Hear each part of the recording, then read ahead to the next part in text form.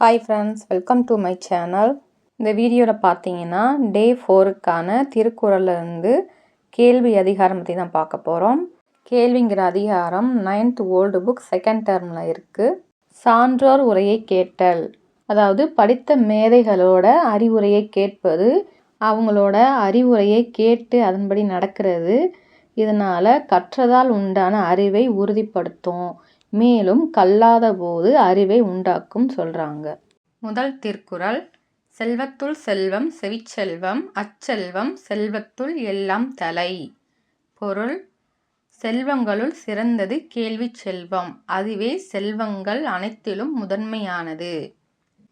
செல்வங்களால் சிறந்த செல்வமாக கருதக்கூடியது செவியால் கேட்டு அறியக்கூடியது. இந்த செல்வம் மற்ற செல்வங்களை விட தலையானது, அதாவது முதன்மையானதுன்னு திருவள்ளுவர் சொல்றாரு. நிறைய விஷயங்களை நாம கேள்வி கேட்க தான் ஞானம் பிறக்கும்னு சொல்றாரு. சொற்பொருள்: செவிச்செல்வம்னா கேள்வி செல்வம், தலைனா முதன்மை. இரண்டாவது திருக்குறள். செவிக்குணவு இல்லாத போழ்து சிறிது வயிற்றுக்கும் ஈயப்படும். பொருள்: செவிக்குணவாகிய நல்லறிவு கிடைக்காத பொழுதில் வயிற்றுக்கும் சிறிதளவு உணவு அளிக்கப்படும்.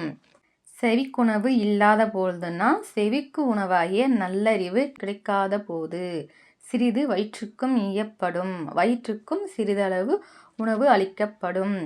செவிக்கு உணவுன்னு எதை சொல்கிறாங்கன்னா, பெரியோர் சொல்லக்கூடிய அறிவுரை உபதேசங்கள், அறிவு சார்ந்த விஷயங்களை காது கேட்டுகிட்டே இருக்கணுமா, அதுதான் உயர்வானதுன்னு சொல்கிறாங்க.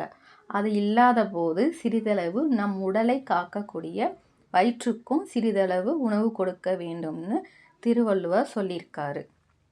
சொற்பொருள்: போழ்துனா பொழுது, ஈயப்படும் அளிக்கப்படும்.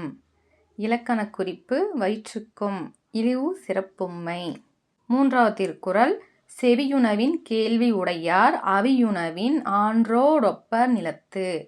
பொருள்: செவி உணவாகிய கேள்வியினை உடையவர் இவ்வுலகில் வாழ்ந்தாலும் அவர் அவி உணவை கொள்ளும் தேவர்களுக்கு ஒப்பாவர். செவியுணவின் கேள்வி உடையார், செவிக்கு உணவாகிய கேள்விகள் கேட்கக்கூடியவர், அதாவது பிறர் சொல்லக்கூடிய நல்லது கெட்டதுகளை கேட்பவர் இந்த உலகில் வாழ்பவராக இருந்தாலும் அவியுணவின் ஆன்றோடொப்பர் நிலத்து. அவியுணவுனா தேவர்களுக்கு வேள்வியின் பொழுது கொடுக்கப்படும் உணவு. வானுலக தேவர்களுக்காக வேள்வி தீ நடத்தி பூஜையெல்லாம் பண்ணுவாங்கல்ல, அதைத்தான் அது ஒப்பா சொல்லியிருக்காங்க.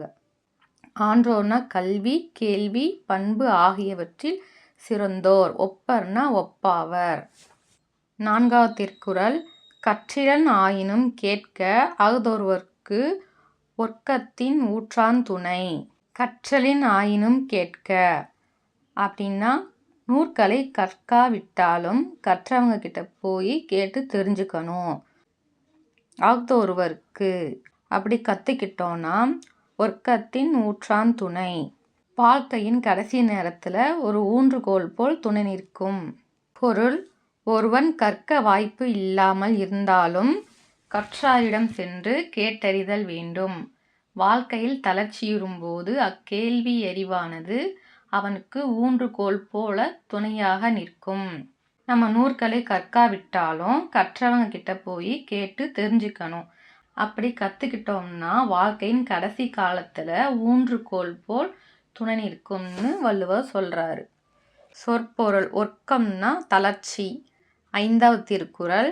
இழுக்கல் உடையுளி ஊற்றுக்கோல் அற்றே ஒழுக்கம் உடையார் வாய்ச்சொல்.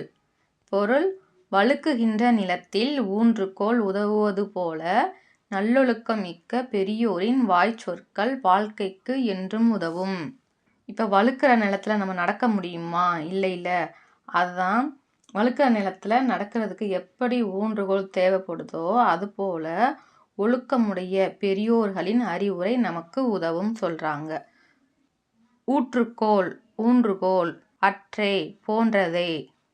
ஆறாவது திருக்குறள். எனைத்தானும் நல்லவை கேட்க அனைத்தானும் ஆன்ற பெருமை தரும். பொருள்: எவரும் அறிஞரின் நல்லுரைகளை கேட்டல் வேண்டும். அந்நல்லுரை எவ்வளவு சிறிதாயினும் அதனை கேட்ட அளவிற்கு நிறைந்த பெருமையை அது தேடித்தரும். சிறிது நேரமாக இருந்தாலும் நம்ம எந்த அளவுக்கு நல்லவற்றை கேட்டு தெரிந்துக்கிறோமோ அந்த அளவுக்கு நமக்கு பெருமையை தேடித்தரும்னு வள்ளுவர் சொல்லியிருக்காரு. பொருள் எனைத்தானும் எவ்வளவு சிறிதாயினும் அனைத்தானும் கேட்ட அளவிற்கு ஆன்ற நிறைந்த. 7வது திருக்குறள். பிழைத்துணர்ந்தும் பேதைமை சொல்லார் இழைத்துணர்ந்து ஈண்டிய கேள்வியவர். பொருள் நுட்பமாக ஆய்ந்தறிந்த கேள்வி அறிவுடையோர் சொல்பவரின் கருத்தை தவறாக உணர்ந்திருந்தாலும் ஒரு பொழுதும் தீய சொற்களை கூறமாட்டார். பிழைத்துணர்ந்தும் தவறாக உணர்ந்திருந்தாலும். பேதைமை அறியாமையின் பாற்பட்ட தீய சொற்கள். இழைத்துணர்ந்து நுட்பமாக ஆராய்ந்து. ஈண்டிய ஆய்ந்தறிந்த.